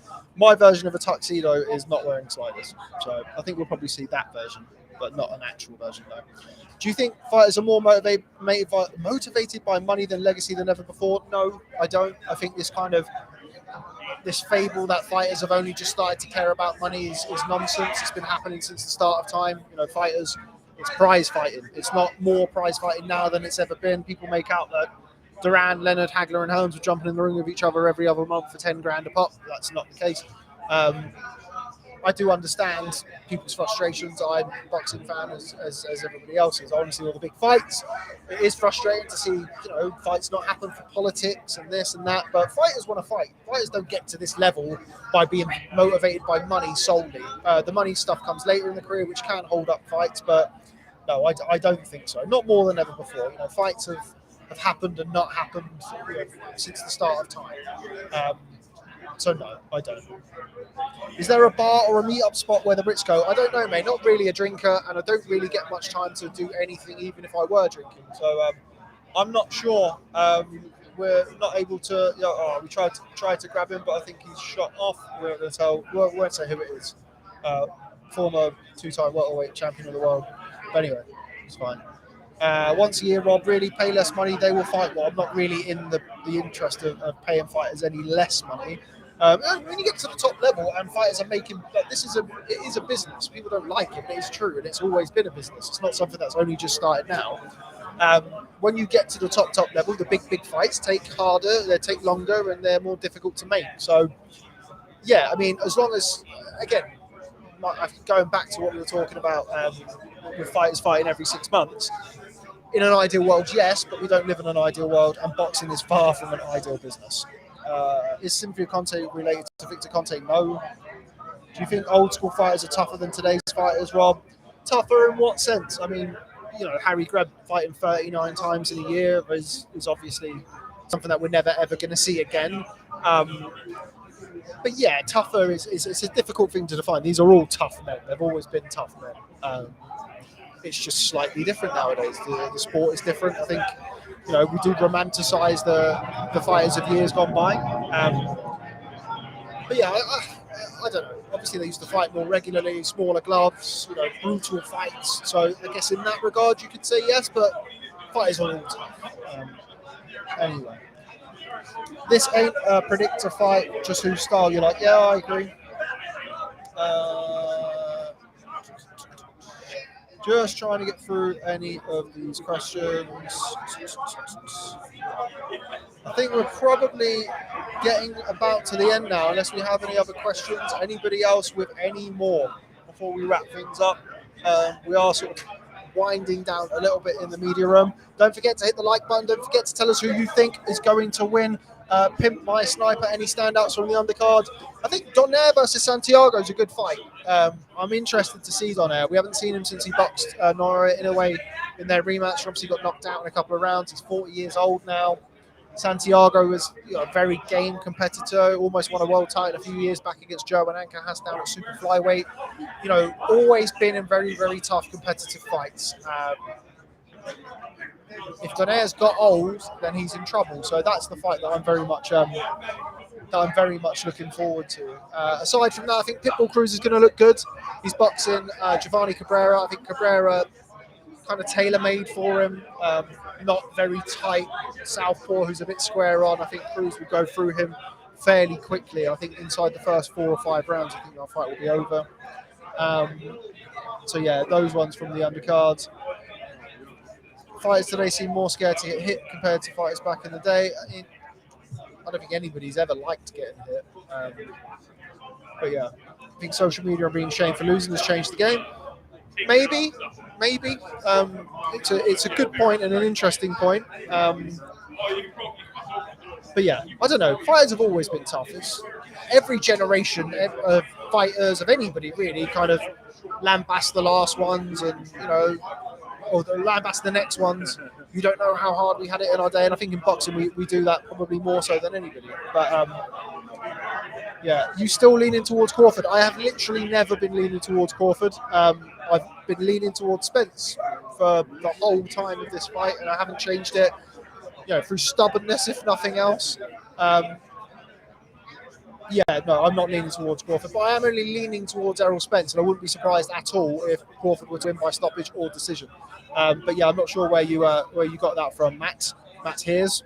But yeah, I am leaning ever so slightly towards Errol Spence. I am a big Crawford fan, but had Porter ahead mid to late rounds. Yeah, it was a close fight, nip and tuck fight, wasn't an awful lot in it. Try get Eminem on. He heard he might be around this week. Yeah, Cynthia just told me. I haven't actually been on Twitter very much today. But Cynthia did say that Eminem might be walking out Crawford, which would be interesting. Not what I would have expected, but cool. Let's see it. Just going through, somebody said something about a tweet, or there was a tweet or something. Just going through it here. Okay, so nothing that I can see. Sorry guys, just on Twitter here. You know how we do it on the boxing show, the lives. We've only got 2 of us here, so we're trying to keep it nice and rough and ready. And okay.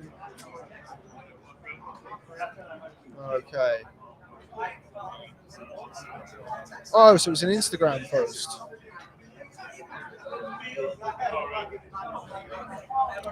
Okay, so yeah, Crawford said that he would like Eminem to walk him out, and Eminem says that he likes Errol Spence and Terence Crawford. Okay, anyway, right, we are getting probably down to the end of feeds here. David, great live, Rob, cheers. All good, David. Make sure you hit that subscribe button, hit the likes. Tell us who in the comments you think is going to win, Errol Spence or Terence Crawford. Do you think athletes, Don, I'm sensing a real theme to your questions here, mate. Do you think athletes get better as time goes on? Does this apply to boxing too? Yeah, I think they do. I do. And I have a lot of respect for years gone by. My granddad, who's the man who got me into boxing all of those years ago, likes to tell me every time I talk to him about boxing about how fighters nowadays would have never lasted and never done this and never done that. And I've watched, a lot of footage over the years of the old legends, of the greats. We're talking about people like George Benton and great middleweights like him, Ezra Charles, Jersey Joe Walcott, and guys like that. And look, they used to fight more regularly. I think kind of the subtleties and the nuances maybe was a bit more prevalent back then. But obviously, like any other sport, Jesse Owens was the fastest man of all time, the fastest man in the world. Nowadays, he wouldn't qualify for an Olympic final. It's science, it's sport, it's S&C. Things develop over time. And I don't think boxing is any different to that. And I think that's why it's difficult to say, this fighter would have beaten this fighter, 15 rounds to 12 rounds, or you go back further than that, and it wasn't even 15 rounds in the era of Jack Johnson and people like that. So yeah, I do. I think it's only natural. It's evolution. Things get better. You learn from each generation. It becomes better along the line. But yeah, I think maybe they had a little bit more subtleties and nuances to their work because they were fighting more regularly. But I think, yeah, the S&C and the developments in science and nutrition, you can't deny that, and it's been the same in every single sport. Okay, Michael Sal, big up Michael Sal. I saw that you messaged me. I've been on crazy time at the minute. Thanks very much for your message, mate, and I'll catch up with you hopefully when we get back to the UK. When's Barry coming on, mate? I'm calling it a draw. Barry's working for the Zone at the minute, so I don't want to drag him back yet. But yeah, I'm sure we'll catch up. I think we're going to do a live during the day tomorrow before the fight, and we'll be doing a live on Sunday as well afterwards. We're doing a live reaction show. Great job, Rob. Loved watching. Thanks, Jack Gallagher. Big up yourself. Pimp my sniper. Watch the next video, or when, sorry. We've done some stuff today that's going to be going live in the morning on YouTube. So we've done a few interviews that I actually got quite a good little news bit. I got an exclusive from somebody out here that people will be very interested in tomorrow. So stay tuned on Boxing News on YouTube and across all social media and the website, all of that good stuff for the latest and greatest content and to see what I've been up to as well. Hard shite. Can you make a good living with a boxing channel? Look, I don't think personally you're ever going to be a multi-millionaire just running a boxing channel. But for me, I love my job. I used to do this job for free back, a few years back, probably 7 years ago. I used to do it for free. It used to cost me money. So the fact that I'm out here in Las Vegas getting paid to look after my family, I'm the richest man in the world, regardless of how much I earn from that. So, yeah, I mean, I can make a fantastic living with a boxing channel because it's what I really, really love to do. And you can't put a price on your happiness, let me tell you. Do you think Warren Buffett will show up tomorrow? Crawford is his boy? No idea, mate. I have no idea. Richard V, is Castillo going to make a return for Ben versus Eubank? Not sure that fight is going to happen. I still think we're going to see Liam Smith versus Chris Eubank on September the 2nd, but you never know. Castillo might be out for that. I've been trying to get him to come overseas for a fight. I spoke to him today. He's really excited about Spence versus Crawford. But yeah, big man team. We're going to get Castillo back on Boxing News very, very soon. The main event, we've done 2 episodes of it. I'd like to get a full season done and shot and then released them periodically. So yeah, Castillo will definitely be back. He's one of the family and everybody loves him. So we definitely want to do that. You at the Inoue versus Fulton weigh-in? No, mate, because that was nearly a week ago. Anyway, Ryan, man, does this fight do more pay-per-view than Garcia? I think the fight was bigger, but this fight is better in terms of quality. I agree with you. I don't think this does more buys than Gervonta Davis versus Ryan Garcia, but I do think that this is the better fight by some margin. Garcia and Tank had that perfect blend of like 2 different guys on different sides of kind of the cultural divide. You had Garcia kind of like the baby face of like teenage girls and everybody coming to his shows. It's kind of like the golden boy, the modern day Oscar De La Hoya, and then Gervonta Davis, like a real pop culture icon that he's developed into in the last few days. Had that kind of duality, 2 worlds colliding, the big social media presence. So it made for a massive event. But this is the better fight. This is for the glory, undisputed title, the 2 best welterweights in the world, and the fight that we've all been looking forward to for years now. So yeah, I agree with you, Ryan, man. Don King, what's the heat like in Vegas? It's really hot. Really, really hot. But yeah, everywhere's hot when you're fat. Man. I'm in Vegas, come to my hotel room. I'm going to pass, mate. I'm going to pass on that one. Thanks, though. Random man from YouTube. But yeah. Don King, can Usyk hurt Fury? I think Fury will just plow through him like an 18-wheeler. Listen, any man can be hurt. Otto Wallin hurt Tyson Fury. I was at that fight. It was one of the last fights I was at in Las Vegas. Any man can be hurt, and particularly when you are 16, 17 stone, as Usyk is, or 15, 16 stone, because he's a little bit lighter. You hit a guy on the chin, you hit him right, he's going to go. Anyone can be hit, and anyone can be hurt. Cheers, Rob. Another live post-fight tomorrow, please. Yes, I think we'll be doing a pre-fight as well, so stay tuned for that. Is Barry feeling sick or something? He seems a bit peely-wally earlier. I don't know what peely-wally is, to be honest with you, Jamie O'Reilly. But he's all right. No, mate, Barry's buzzing. Like, he's come out here really as a fan. He won't mind me saying that. He's picking up some work here and there and doing his thing. But Barry he hasn't abused me once this week, which just shows you how excited he must be about the fight. Like, no fat jokes. He hasn't threatened to beat me up or kill me. So I can only assume that he's either really excited about the fight or he's heavily, heavily medicated. I would probably say it's a mixture of the 2. Passion paid off, mate. Hard work never fails. Big up, David. Absolutely right there. Pidge, how's it going, Rob? It's going really well, Pidge. How about you? I'm absolutely buzzing for the fight. It was a great event today. The weigh-in was very, very good. Very packed, so I'm very excited. Great show, Rob. Thanks very much. Don King says, prime Barry Jones versus Inoue. Who wins? Barry Jones, mate. He's 130 pounds. Too big, too strong. Back up Inoue and smash him to bits. Inoue might be a puncher at those smaller weights, maybe, but once he sees Barry Jones and his power, his boxing skills, then I don't think that he lasts the distance against Barry Jones. You got to back Barry Jones. Come on, mate. I do a podcast with him every week. If he finds out that I picked anyone to beat him, he's going to kick my head in. So, yeah, going to back Barry Jones all the time. Okay, I think that's probably it, guys. Don't have any more questions, I don't think, for me to get through. So any more for any more, because there isn't, and I have got work to do. It's 6:06 p.m. here in Las Vegas. Thanks to everybody who's joined us so far in the live. I've really enjoyed the promptu interviews with Dan Raphael Furman. Yeah, they've been great, haven't they? Just been kind of sitting here and being nice and lazy, and everyone's been bringing fighters over to us, and we've been working away. So it's been really good. Yeah, it's been a great week this week. I've really enjoyed being back in Vegas. Las Vegas, the fight capital of the world, and it's never better being here than being here for a big fight. It's the absolute peak of my job. So yeah, I've enjoyed the impromptu interviews as well. And I'm glad you have. Michael, so I'll hopefully see you back in the UK. I live in Vancouver now. Oh, okay, Michael. I didn't realise that you'd moved to Vancouver, but anyway, I'll drop you a WhatsApp at one point anyway, and we can catch up. Keep doing the preview and review shows, Rob. I watch every single week. You didn't watch last week, did you? Because some fucking idiot deleted it. But yeah, thanks very much. I love doing the live shows. I love doing the just the chats, really, and breaking things down and diving into things a little bit deeper. I'm not really a big fan of doing the kind of the quick cut and shut interviews anymore. So I very much like doing that. Have you asked Dan Matthews? He's over there. Go and ask Dan Matthews. If we can get Big Dan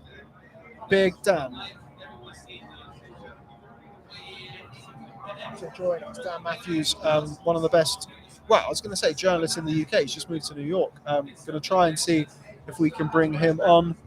You know it's a big fight when you and GP Boxing is covering it. Yep.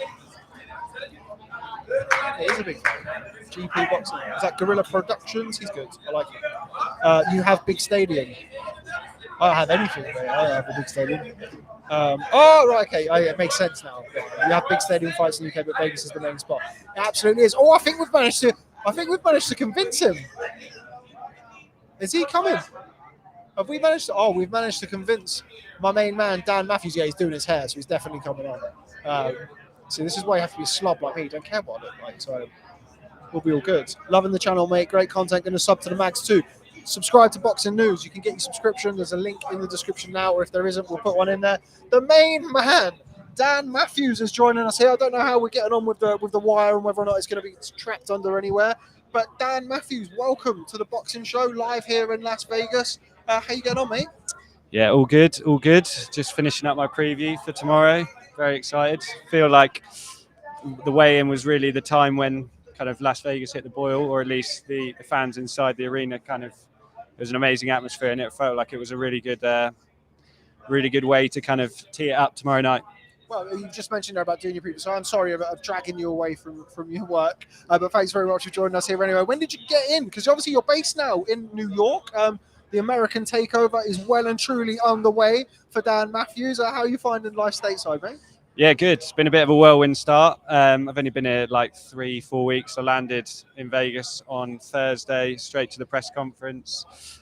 Then a little bit of blackjack last night, and then badly. Let's move on. But yeah, all good. It's been a bit of a mad time in America at the moment. Lionel Messi coming over, and now this. So yeah, can't complain. Lionel Messi, the second greatest export into America recently, behind the one and only Dan Matthews. But yeah, we are here for Errol Spence and Terence Crawford. All of the pleasantries are out of the way now. Weigh in, all of that good stuff, all done. Straight out of the bat, Dan, who are you leaning towards? Oh, God, I was dreading this question. I feel like every day my mind changes, and I know probably everyone's been saying the same. Last night, I convinced myself that Errol Spence was going to... I just thought his fundamentals might wear Crawford down, and he'd move through the gears as the rounds went on. And then, you know, perhaps Crawford would get ragged as he tried to look for a way back into the fight. But then you see how relaxed and confident Crawford was at the weigh-in just now, and he's a bad man, and he's so good. He's got so many ways to win. It's difficult to find, to justify with any confidence how either man loses, let alone kind of, rather than necessarily how each man wins. It's difficult to see how each loses, if that makes sense. Yeah, no, it absolutely does. I mean, I've kind of been on record for a while in saying that I've always lent towards Spence, but every time I look at Crawford, it's the same thing. We were sat next to each other when the weigh-in started. He comes out, he's rapping, and he's snarling, but he's smiling, and you just think, like, you look at him, you're thinking, yeah, I'm picking the other guy. And it just doesn't make you feel very comfortable, does it? No, not at all. And, you know, it's not even what he's like there. You only have to watch him in every fight, and how vicious and how skilled and how adaptable he is. He can fight out of both stances. He can fight, you know, different ways. He's absolutely vicious and nasty, and he can, you know, take people's wills. He can outbox people, and it's, you know, I think the difficulty with someone like Spence is you look at his ability, and you know you can make a justification for him being very high on pound for pound rankings, but I think it's hard to make the case based on his resume that he deserves to be up there.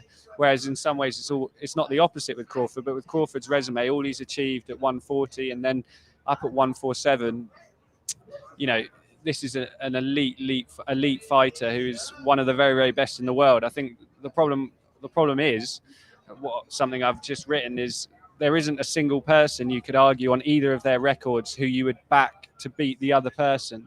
So in some ways, everything we've seen before over the last kind of 10 years tells us everything, but also kind of tells us nothing about what's going to happen on Saturday night, because Spence has never fought someone like Crawford, and Crawford has never beaten anyone as good as Spence at welterweight. So it makes for a fascinating matchup, and it's so difficult to call.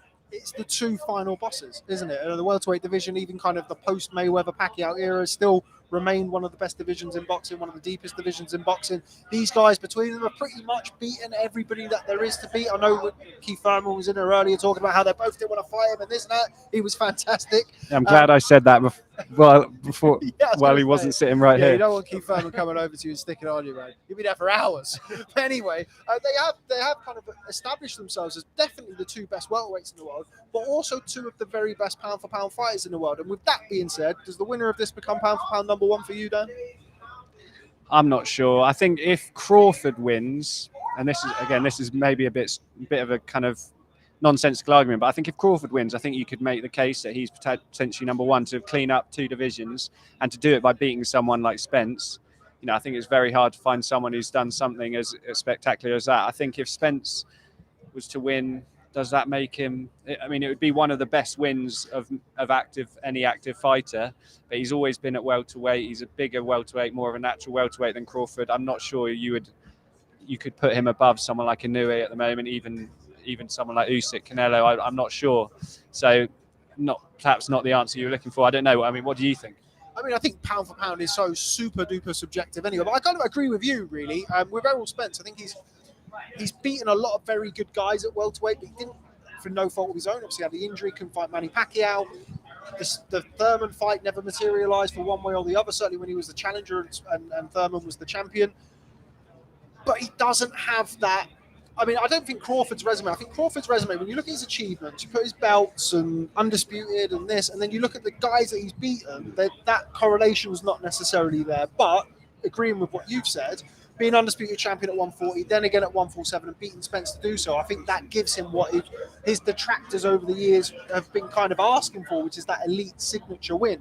Whereas Spence, I still want to see Spence, go up to 154 and kind of challenge himself up there and, go into a fight where he's not, doesn't have a considerable weight and size advantage, which he has here. So I agree with you. I think that if Crawford wins in good fashion, he becomes pound for pound number one for me. Unless Spence goes out and really batters Crawford from the first bell to the last, and I just think Crawford's too good of a fighter to allow that to happen, then I don't see Spence usurping Inoue either. No, I think also the difficulty is with someone like Errol Spence, 10, 15 years ago, there was so many great fighters at welterweight, and I think it's hard to argue that he wouldn't have, been a serious player in any of the last kind of 15, 20 years at welterweight. It's not his fault that none of those guys are around now, Cotto, Hatton, Mayweather, etc. And yeah, the Pacquiao fight didn't materialize, but even by then, it wasn't Manny Pacquiao of 10 years ago. And so it's hard. It feels harsh to detract from him because he's beaten everyone who's been put in front of him. But then at the same time, he's had, I think it's 3 fights since March 2019. How can a guy who's fought so little, and even those wins, they're not necessarily statement wins that elevate him to anything higher than we already knew about him? How could you justify putting him at the top of the pound for pound list with one win effectively in the last 4 years that really moves the needle? Okay, Dan. Well, I think I've taken up enough of your time now, and I don't want to get an angry email from your editor. So I'm going to let you get back to your work. But before I do, your first time in Las Vegas, Dan invades Sin City. I appreciate you've come in, you've gone to events, and you've not really seen much of it. What do you make of Las Vegas your first time? Well, it's my first time covering a fight here. I've been here on holiday a couple of times. I mean, it's just a ludicrous place, isn't it? I mean, great, but I'm not sure.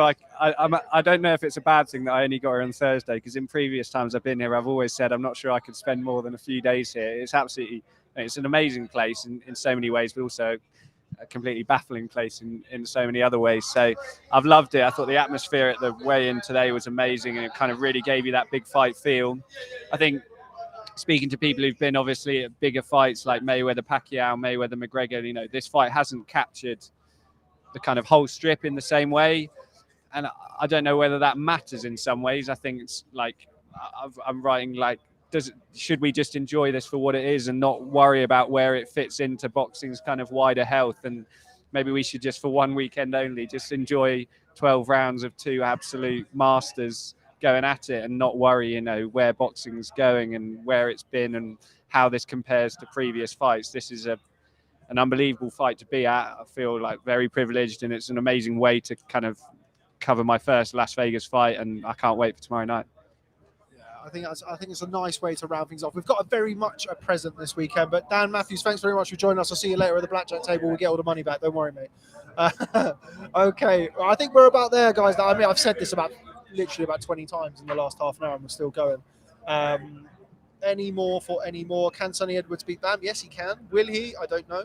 We'll have to wait until the end of the year before we find that out. Very good fight, and one that I'm very much looking forward to. But from me, Rob Tebbutt, I think that's enough I think that's all we've got time for. I am all over the place here. It's Friday of fight week, so I'm running on fumes, coffee fumes.